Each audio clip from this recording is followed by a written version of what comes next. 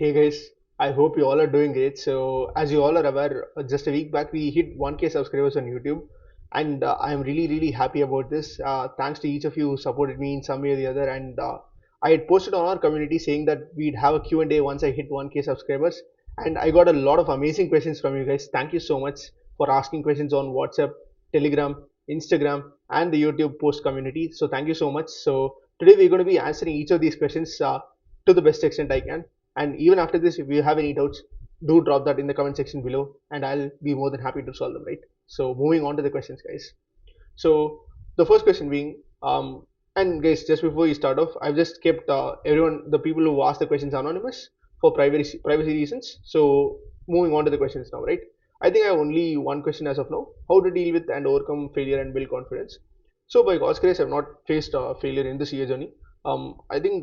I think with regard to failure, I think from my friends who unfortunately not made it in the CA exams, all that I can say is analyze your reasons, or whatever failure, be it in life or any other sphere, analyze why you went wrong or analyze the reason for that failure.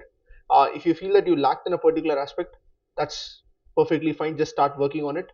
If you feel that you were technical in everything, if you feel that you were perfect in every single thing, it's fine. It's just hard luck. Just believe in God's plan. I think God's plan is the best plan. God probably has something big in store for you, and all of us know what happened with Jemima Rodriguez and what she pulled off against Australia in the semi-finals. So I think believe in God's plan, and I think just keep going if you feel that you have not done anything wrong at your end. In the sense, if you feel that your process is 100% right and 100% foolproof, just keep going. Just believe in the process and keep going. And I think God will give you something even bigger, right? So I think with regard to the first question, that's it. And with regard to building confidence, I think let's say you are not a very good public speaker, just try rehearsing in front of the mirror, and you have your orientation programs, you have your GMCS programs. Even if you're not a confident speaker but want to build confidence, these programs are the best place to build confidence. You can just stand up, go up to the stage and start speaking. It's okay even if you're judged by people. Maybe they'll judge you 2 3 times. Beyond that, they will stop judging you, and after 2 3 times of stepping up on the stage voluntarily and speaking, you will develop some sort of confidence or the other, which you'll be able to carry and replicate in your other spheres of life. So like I gave an example with regard to public speaking. So with regard to other spheres, you can just correlate what I said right now, and you can apply it there as well. So the simple mantra being practice, practice, practice, and have a lot of self-belief, and one day you're going to ace it, and one day you're going to rock it, right? It's as simple as that. Okay. Next, moving to the next question. Just a moment.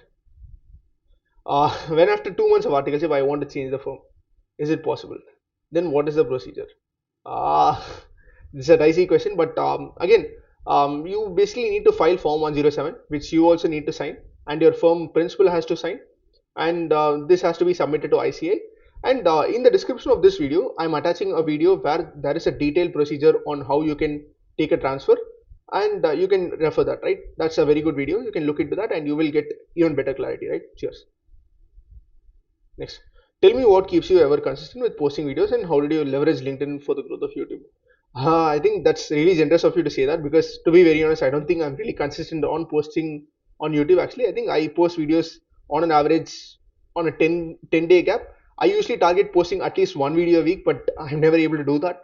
But I want to really strive and do that in the days to come, and probably even keep up the quality while doing so.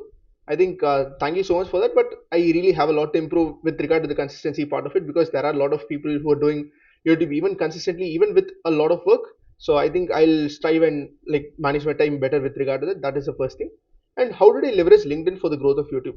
I think in LinkedIn you can connect with people who are in the same company as you, or same organization as you, or in the same set of community. Like for example, I did my CA. So CA is basically governed by the Institute of Chartered Accountants of India. So if you start connecting with people who are part of the Institute of Chartered Accountants of India, and people who are doing articleship in your firm, or people who are doing working in the same company as you are, you will be able to connect to the similar network, and LinkedIn will start pushing the posts that you are posting to their feed, and they will definitely be end users of this content. So for example, let's say you're connecting with people who are doing articleship in your firm, and let's say the content you're posting is in relation to the CA course. Definitely that would be of interest to them, because they are currently pursuing the CA course.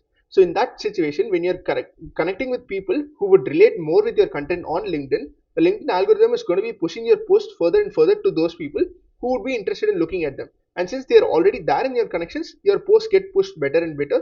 and I used to link my YouTube link in the post of LinkedIn, and from there I used to get people who used to watch the same and give their feedback. So this is how I leverage LinkedIn for the growth of YouTube. I hope this was clear. Next, let's look at the next question. One question I would like you to cover is the video is what practical skills or softwares that a student should learn before going to articleship, specifically for starter domain. I have heard of Excel, Power BI, Tally, SAP, and sometimes even Python for finance, which would be relevant to learn beforehand and add to our resume. I think with regard to articleship, Excel is definitely important. I think your ITT program covers your Excel skills. So in your ITT program, you're taught Excel, you're taught PowerPoint, and these are bread and butter.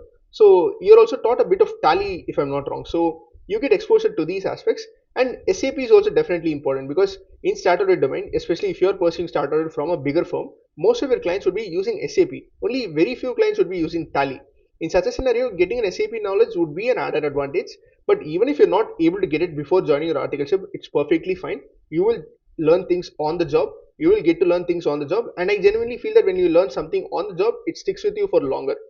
And I think Power BI also, like there are clients which have started using Power BI dashboards. So again, if you're able to learn it, well and good. If you're not able to learn it, it's perfectly fine. You can get to learn it on the job. It's perfectly fine. And I think when you learn something on the job, it sticks with you for longer. So like that's one thing. And if you're able to look at what domain you're going to, let's say you're going to start audit domain, understand what work is done in start audit domain, what how are things done practically in start audit domain. Try to correlate what you studied in CA Inter with what actually works in the start audit domain. I do this as a part of my channel. There are a lot of CA content creators who are doing content like this. You can check out their videos, and they also have some courses which you can check out through which you can get a basic understanding. Like because when you go to articleship, you would not start from zero at the time. You would start from 10, and from 10 reaching 100 would be easier as against starting from zero and reaching 100. So if you have time, you can definitely do all these things. In case you don't have time, it's perfectly fine. It's good even if you learn it on the job, as I said earlier, right? Yeah. Just coming on to the next question. Sir, what if we don't get the preferred but any other domain in Big 4 or Big 6? So shall we go for it or stick to that decided domain? One more, I'm really interested in direct tax, but choosing this domain in articleship will limit my exposure as well as my future career options after becoming a CA. Because before hiring me, any firm would see my domain I worked in, so will it really limit my scope in future as a CA? So this is a very good question. So to answer this, I think let's say you preferred let's say you're let's take the example of direct tax itself here. Let's say you prefer direct tax domain. Let's say there is no vacancy in a particular big four or in any of the big fours for direct tax domain. Let's say they offer you a position in indirect tax domain. Should you go for it? It depends. Like let's say you feel that okay, even if I go into indirect tax domain, I will definitely like working there, and you have a knowledge of what work you're going to be doing in that domain. Let's say you have a knowledge of what sort of work you're going to be exposed to in that domain, and you're fine with that exposure, you can definitely go for it. No second thoughts about that. But if you feel that okay, I don't feel like going into this domain, or I don't feel like this domain is going to be helping me in any way or the other in the next few years to come, then I think it's better to go for your direct tax domain in a very reputed mid-sized firm. That would be even better in the scenario that the mid-sized firm gives you great exposure in direct tax. Next, I'm really interested in direct tax, but you feel that if you stick to a niche domain like direct tax, that would limit your exposure. So coming to this again, I mean, no one can see every single domain in articleship. Even if you look at a person who is in a small size firm or a mid-sized firm, they would have seen bits and pieces of every domain. They wouldn't have seen like 50% of each of the domains. That is practically not possible.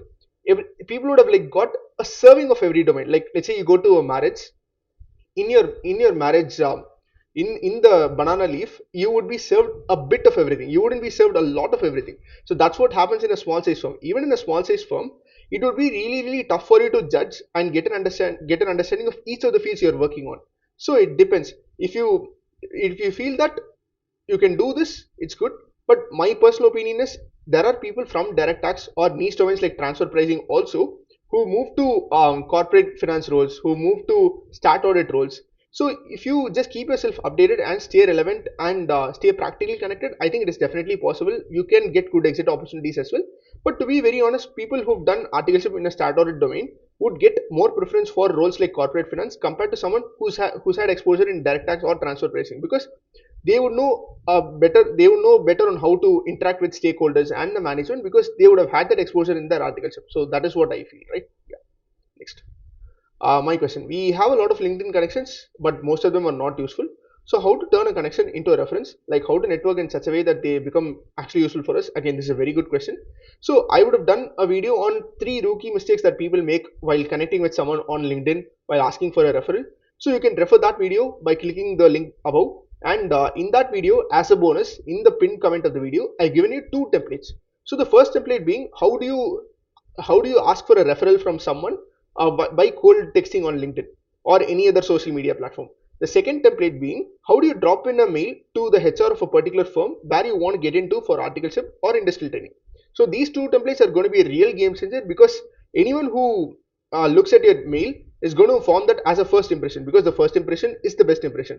And these 2 templates which I have given you, they would help you form a very good first impression on the person who's reading that text. So they'll be really useful for sure. So don't miss checking out that video. So do check out that video right away after this video, right? Yeah. Next. Okay, the question which I had before joining CA course was, should we do BCom in regular or in correspondence?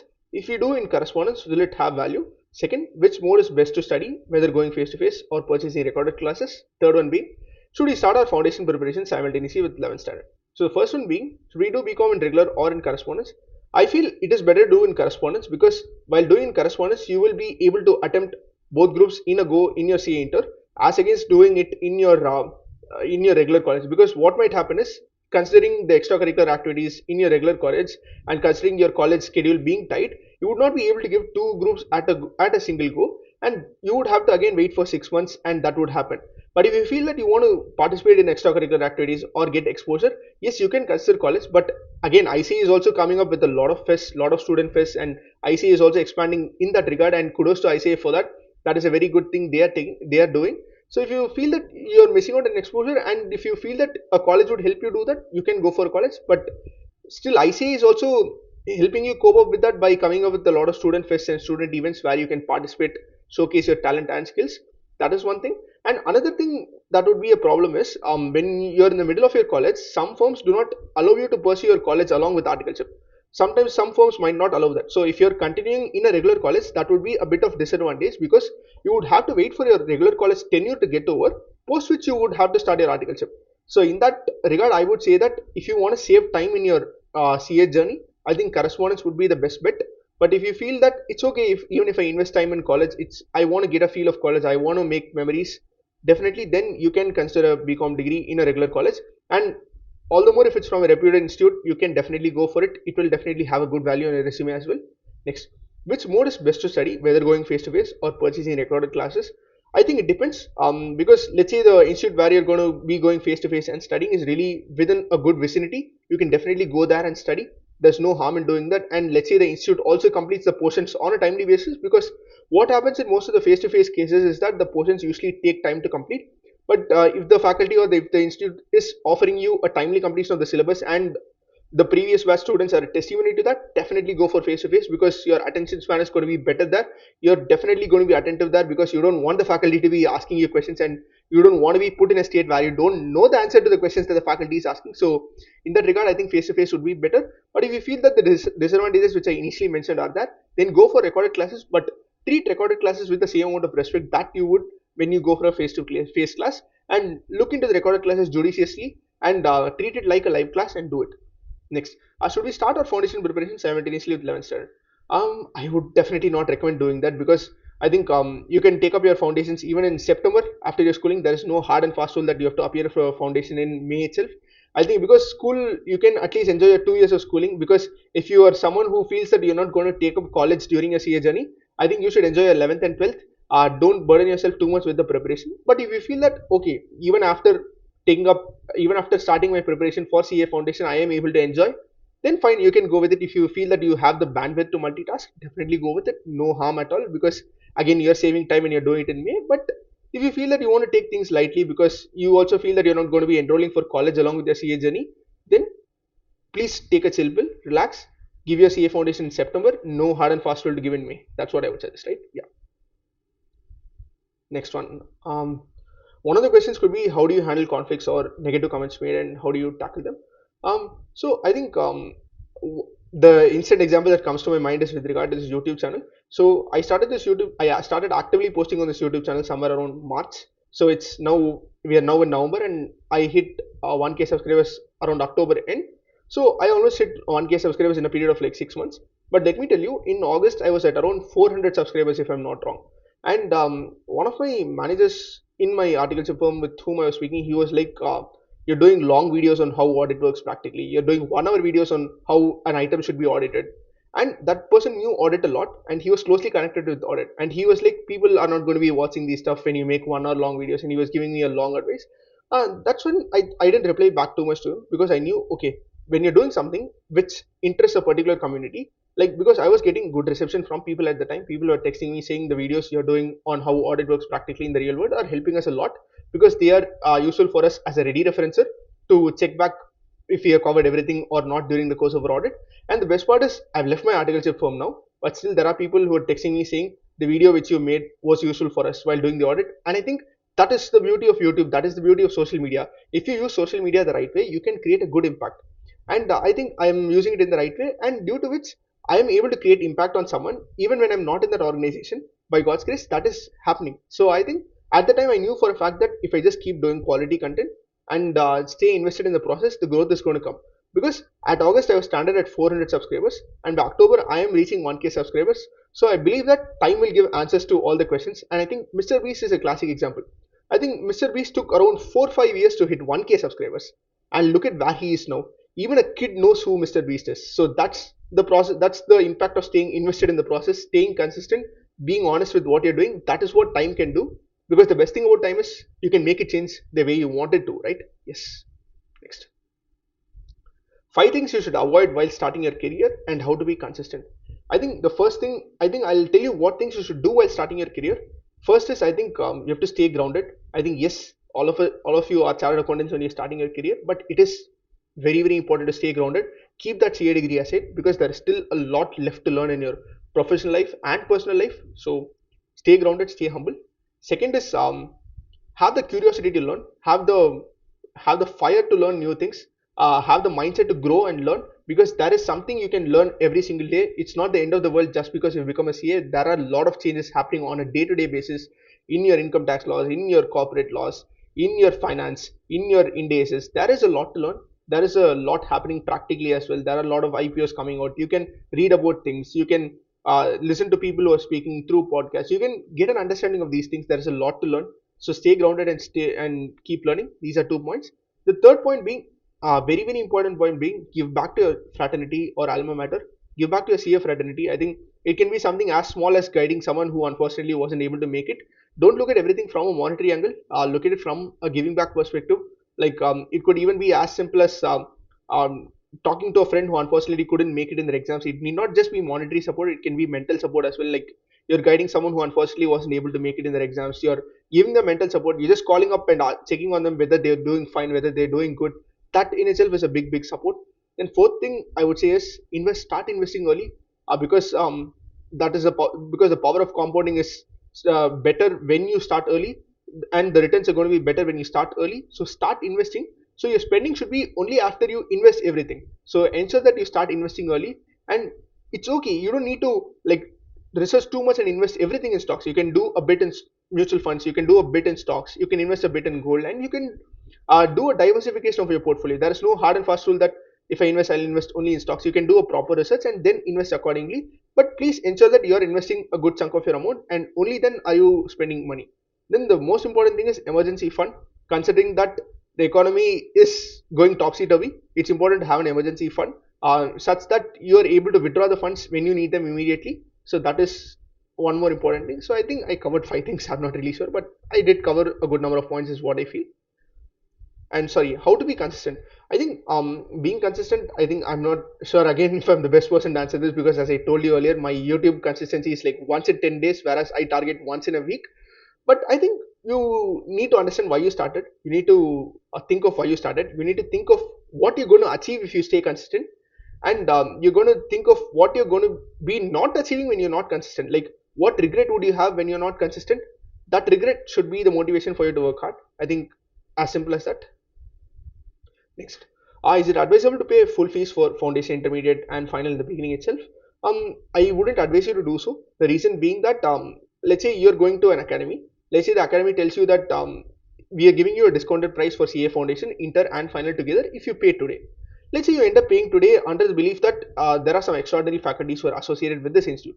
But let's say 1 year down the line, when you come to CA Inter, those faculties are no more associated with that institute. But and some new faculties come or some amateur faculties come and join the academy, and you're not satisfied at your CA Inter level.